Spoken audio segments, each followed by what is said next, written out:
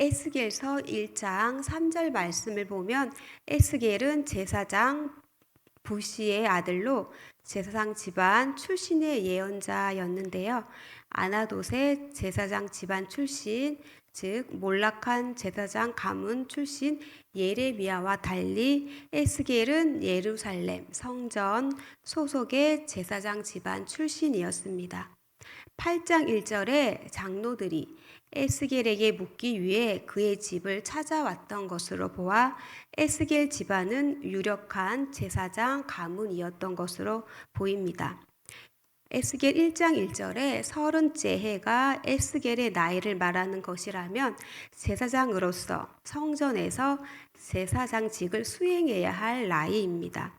하지만 유다는 멸망했으며 성전은 무너졌습니다. 더 이상 제사를 드릴 수 없게 된 것입니다. 에스겔은 바벨론의 2차 유다 침공 때 포로가 되어 바벨론 땅으로 끌려왔습니다. 에스겔은 유브라데 수로 가운데 하나인 그발 강가에서 예언자로 부름을 받는데요. 에스겔은 제사장이 아니라 말씀을 전하는 예언자로서 하나님께 부르심을 받게 되었습니다. 오늘 본문 말씀 마른 뼈의 소생에 관한 환상은 이스라엘의 회복이 이제는 불가능하다고 절망하는 이스라엘 백성에게 주는 소망과 위로의 말씀입니다. 바벨론의 멸망당해 폐허가 된 이스라엘은 몸이 다 썩어 없어지고 뼈만 남은 시체와 같았습니다. 이미 역사의 무대에서 완전히 사라진 이스라엘이 다시 돌아오리라는 것은 죽어 장사 지낸 자가 다시 살아나기를 기대하는 것과 같았습니다. 에스겔이 활동할 당시 바벨론 제국은 영원히 무너지지 않을 것 같아 보였습니다. 정치적 눈으로 볼 때 이스라엘의 회복은 불가능한 것이었습니다. 오늘 말씀에서 하나님께서는 에스겔에게 환상을 보여주고 계십니다. 1절에서 2절 말씀을 다 함께 읽겠습니다. 시작.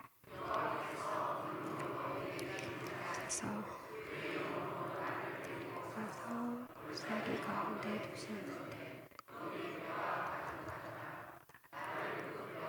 오로지 하게 하시고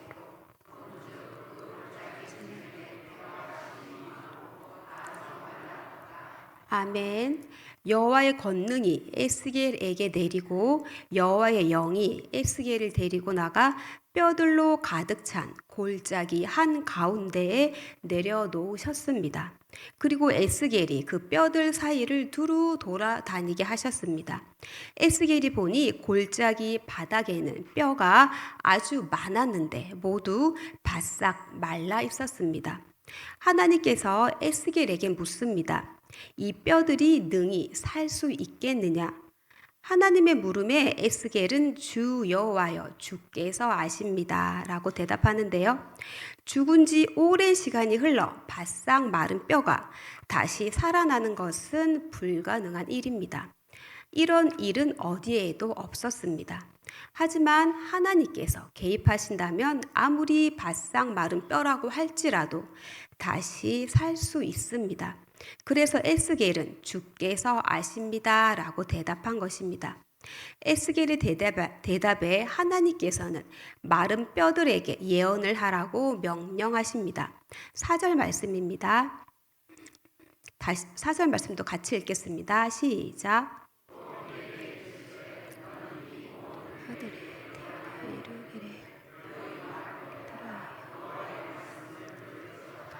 아멘. 이 모든 뼈에게 대언하여 이르기를 해서 대언하다라고 번역한 히브리어 동사는 예언하다라고 번역하는 것이 좋습니다. 하나님은 에스겔에게 마른 뼈들에게 여호와의 말씀을 들으라고 예언하게 하십니다. 하나님께서는 그 바싹 마른 뼈들에게 어떤 말씀을 하시려고 하는 걸까요? 5절에서 6절 말씀인데요. 5절에서 6절 말씀도 우리 함께 읽어볼게요. 시작. 말씀하시기를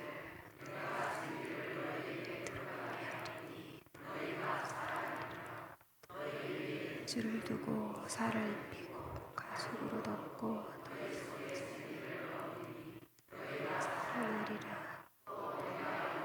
줄 너희가 하셨다. 아멘. 하나님께서는 뼈들 위에 힘줄을 두고 살을 입히고 가죽으로 덮고 거기에 생기를 넣어 살아나게 하실 것입니다. 생기로 옮긴 히브리어 루아흐는 마른 뼈의 소생에 관한 환상의 핵심 단어인데요. 37장 1절에서 14절까지 10번이 나옵니다. 단수로 9번 그리고 복수로 1번 나오는데요. 14절에서는 여호와의 영으로 번역되었고 복수로 사용된 9절에서는 사방으로 나머지는 모두 생기로 번역이 되었습니다. 히브리어 루아흐는 원래 숨, 호흡, 바람, 생명력을 의미하는데요. 숨은 창조주 하나님께서 인간에게 생명력으로 주신 것이기 때문에 살아있는 생명에만 숨이 있습니다. 태초에 하나님께서 인간을 만드시고 그 코에 숨, 즉 생기를 불어넣으시자 사람이 생명, 살아있는 생명체가 되었습니다. 생기가 들어가니까 그 흙덩어리가 살아있는 존재가 된 것입니다. 여호와의 영, 생기는 인간을 살리는 영이기 때문입니다. 예수님께서 부활하시고 난 후에 제자들에게 하신 말씀인데요. 요한복음 20장 22절 말씀입니다. 이 말씀을 하시고 그들을 향하여 숨을 내쉬며 이르시되 성령을 받으라. 아멘. 예수님이 부활하시고 난 후 다락방에서 제자들을 향해 예수님께서 숨을 불어넣으시며 성령을 받으라 말씀하십니다. 오순절날 예수님의 말씀대로 제자들에게 그곳에 모인 모든 사람들에게 성령님이 오십니다. 6절 하반절 말씀에 너희가 살아나리라 또 내가 여호와인 줄 너희가 알리라 말씀하셨는데요. 하나님의 영 성령님이 오시면 살아날 뿐만 아니라 여호와 하나님을 알게 됩니다. 왜일까요? 요한복음 15장 26절 말씀입니다. 다 함께 읽겠습니다. 시작.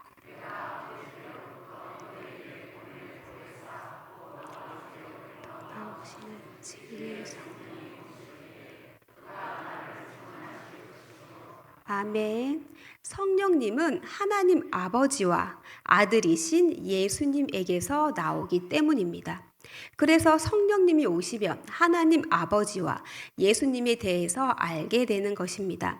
예수님은 요한복음 14장에서 제자들에게 진리의 영이 너희에게 오시면 내가 살아있고 너희도 살 것이기 때문에 세상은 나를 보지 못하나 너희는 나를 볼 것이다. 또한 예수님이 아버지 안에 계시며 제자들이 예수님 안에 있고 예수님은 제자들 안에 있다는 것을 알게 될 것이라 말씀하셨습니다. 이렇게 성령님이 오시면 죽었던 것이 살아나게 되고 하나님 아버지와 그의 아들 예수님에 대해서 알게 됩니다. 여호와의 명령에 따라 에스겔이 마른 뼈들에게 예언을 합니다. 7절하고 8절 말씀입니다. 함께 읽겠습니다. 시작.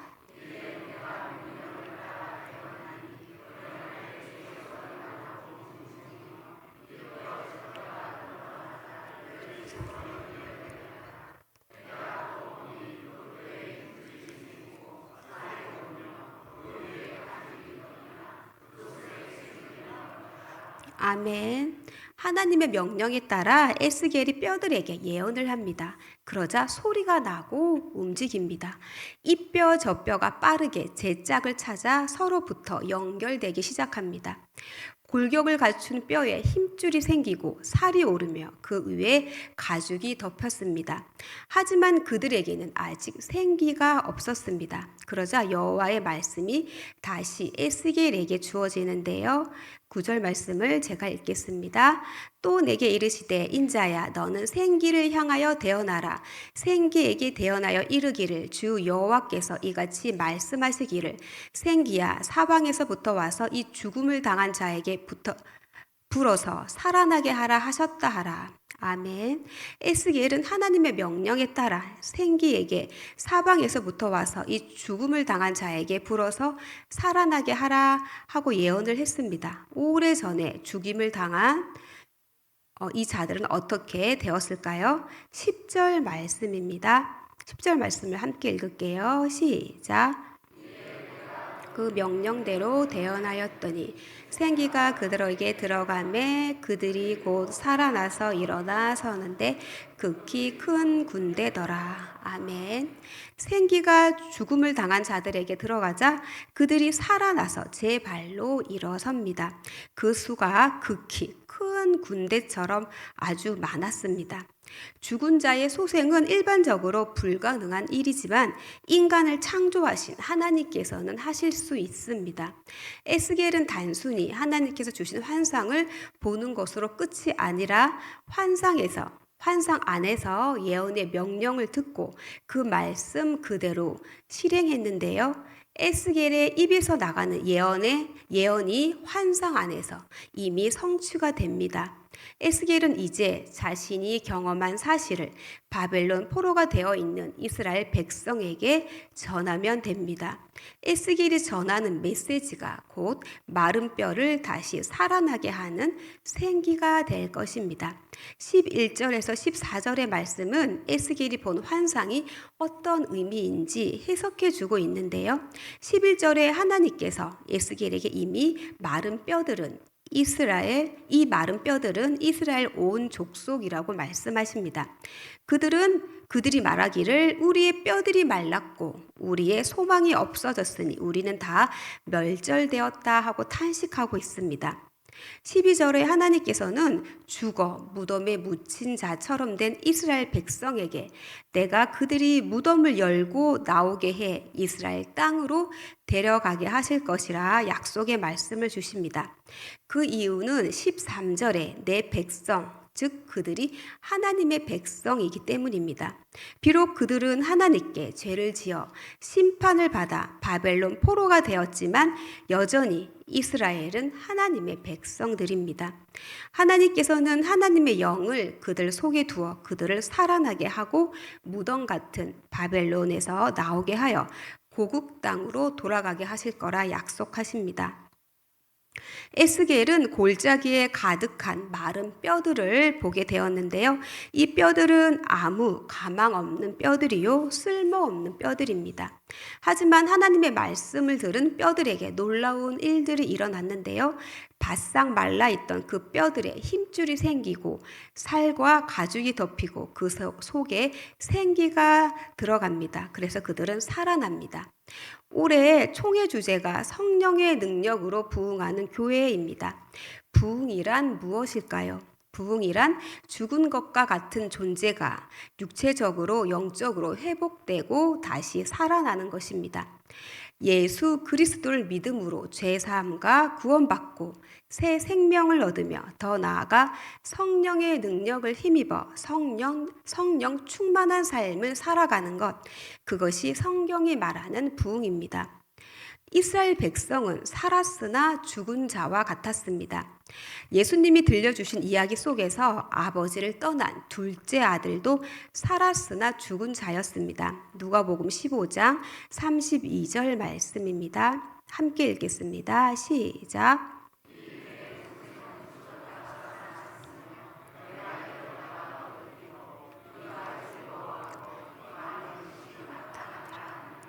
아멘. 집 나간 둘째 아들이 아버지에게로 돌아올 때 비로소 그는 살아있는 존재가 되었는데요. 우리 주변에도 살아있으나 죽은 자와 같은 사람들이 아주 많습니다. 그 사람들이 내가 사랑하는 나의 자녀일 수도 나의 부모님일 수도 있습니다. 에스겔은 골짜기에서 마른 뼈들이 가득한 환상을 보았는데요. 교회 주변을 눈을 들어 보십시오. 에스겔이 본 바짝 마른 뼈와 같은 존재가 가득합니다. 그들은 살아있으나 죽은 존재이기에 하나님을 알지 못합니다. 하나님께 영광을 돌리지도 않으며 하나님을 예배하지도 않습니다. 하나님을 찬양할 수도 없고 하나님께 기도 드릴 수도 없습니다. 하나님의 말씀이 그 바싹 마른 뼈, 살았으나 죽은 것 같은 존재들, 아무런 희망도 소망도 없던 그들의 귀에 들려지자 뼈들이 소리를 내고 움직이며 이 뼈 저 뼈가 들어맞아 연결되고 힘줄이 생기고 그 위에 가죽이 덮였습니다. 마침내 생기가 들어가 뼈들이 살아나 일어나 살아나 일어나 크고 큰 군대가 극히 큰 군대가 되었습니다. 하나님의 말씀과 생기, 즉 하나님의 영이신 성령님께서 함께 할 때 부흥이 일어나는 것입니다. 베드로는 하나님의 말씀을 따라 이방인 고넬료의 집에 가게 되고 그곳에서 하나님의 말씀을 전하게 되는데요. 사도행전 10장 44절 말씀을 제가 읽어드리겠습니다. 베드로가 이 말을 할 때에 성령이 말씀 듣는 모든 사람에게 내려오시니. 아멘. 하나님의 말씀이 선포되자 그 말씀을 듣는 모든 자에게 성령님이 내려오셨습니다. 이렇게 성령님은 말씀과 함께 오십니다. 성령님은 말씀과 함께 역사하시는 것입니다. 말씀이 선포되는 그 현장에 하나님께서 성령님을 보내주시고 그래서 그곳이 생명이 살아있는 곳이 됩니다. 에스겔이 본 마른 뼈들은 아무 소리를 내지 못했습니다. 죽었기 때문입니다. 하지만 그 마른 뼈들이 하나님의 말씀을 듣자 생기가 들어가자 뼈들이 소리를 내며 움직입니다. 큰 군대가 됩니다. 하나님의 말씀이 들어가고 생기가 들어가 살아났기 때문입니다. 생명이 있는 곳에 소리가 있습니다. 하나님을 찬양하는 소리가 일어나고 하나님께서 기도하는 소리가 일어납니다. 죽은 침묵의 골짜기에 성령의 바람이 불어와 하나님의 말씀의 소리가 불어와 그곳에 생명샘이 솟아나 예수를 찬양하는 소리가 울려 퍼집니다. 금요일부터 오늘까지 초등부 여름 성경 학교였는데요. 3일간 진행이 되었습니다. 어제 저녁 시간대의 일입니다. 초등부 아이들과 함께 저녁을 먹고 있었습니다. 초등부 친구 하나가 제게 말을 했는데요. 어제 제가 울었어요 라고 말을 했어요. 그래서 제가 왜 그랬니? 라고 질문을 했는데요. 하나님께 기도하고 싶은데 잘 되지 않아서 그랬어요 라고 대답을 했어요. 그리고 또 그 아이가 저에게 말했습니다. 하나님께 감동했어요. 저는 물었습니다. 응? 그게 무슨 말이니? 하나님은 멋진 분이세요. 라고 대답을 했습니다. 하나님의 말씀이 그 친구의 귀에 들려지고 하나님의 영이신 성령님이 함께 하시니 그 친구의 마음에 하나님께 기도드리고 싶은 마음이 가득했습니다. 하나님이 어떤 분이신지 알게 되었습니다. 그래서 그 아이는 하나님은 멋진 분이세요 라고 하나님을 찬양할 수 있게 되었습니다. 바싹 마른 뼈와 같은 자녀가 있습니까? 바싹 마른 뼈와 같은 부모님이 계십니까? 아니면 직장 동료가 그러한가요? 이웃이 마른 뼈와 같이 살았으나 죽어 있나요? 하나님의 말씀이 들려지고 성령님이 함께 하시면 아무리 바싹 마른 뼈라도 살아날 것입니다. 우리 교회 주변에 이 지역에 많은 에스겔이 환상으로 본 그 바싹 마른 뼈들이 널려 있습니다. 그들에게 하나님의 말씀이 들려지고 성령님이 그들에게 오시면 무덤과도 같던 아무런 소리를 내지 못하던 그곳에 생명샘이 솟아나 예수님을 찬양하는 소리로 넘쳐날 것입니다. 저와 여러분이 이 일에 즐거이 헌신하여 우리가 있는 곳에 하나님을 찬양하는 찬양의 소리, 하나님께 기도드리는 기도의 소리, 하나님께 예배드리는 아름다운 예배의 소리, 이웃에게 사랑을 나누는 사랑의 소리, 그 아름다운 생명의 소리가 가득하길 예수님의 이름으로 축복합니다. 아멘. 하나님께 기도드리겠습니다.